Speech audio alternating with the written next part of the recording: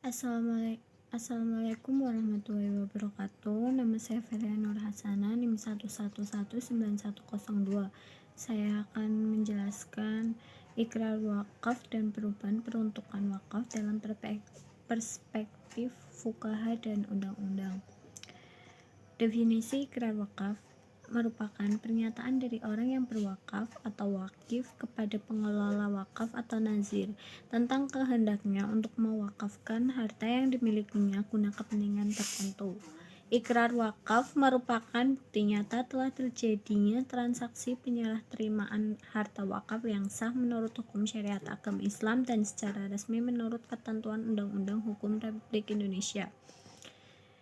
Ikrar wakaf menurut Imam Syafi'i atau menurut fuqaha, sebagaimana disebutkan bahwa kebiasaan masyarakat kita sebelum adanya Undang-Undang Nomor 5 Tahun 1960 dan PP Nomor 28 Tahun 1977 tentang syarat mengikrarkan wakaf hanya menggunakan pernyataan lisan saja yang didasarkan pada adat kebiasaan keberagaman yang bersifat lokal.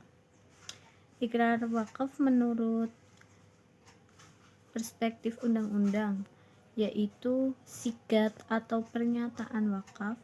Ikrar wakaf berdasarkan pasal 1 ayat 3 Undang-Undang Nomor 41 Tahun 2004 tentang wakaf adalah pernyataan kehendak wakif yang diucapkan secara lisan dan atau tulisan kepada nazir untuk mewakafkan harta bendanya. Pernyataan atau ikrar wakaf ini harus dinyatakan secara tegas baik lisan maupun tertulis dengan redaksi aku mewakafkan atau aku menahan atau kalimat yang sama semakna lainnya.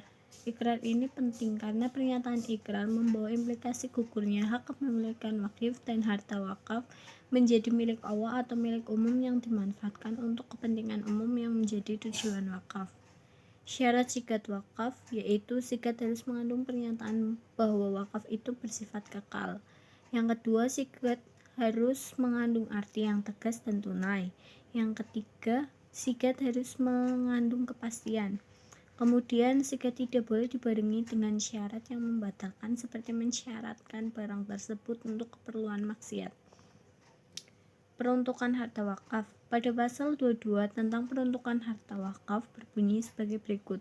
Dalam rangka mencapai tujuan dan fungsi wakaf, maka harta benda wakaf hanya diperuntukkan bagi sarana dan kegiatan ibadah, sarana dan kegiatan pendidikan serta kesehatan, bantuan kepada fakir miskin, anak terlantar yatim piatu, beasiswa, kemajuan dan peningkatan ekonomi umat atau kemajuan kesejahteraan umum lainnya yang tidak bertentangan dengan syariat dan peraturan perundang-undangan.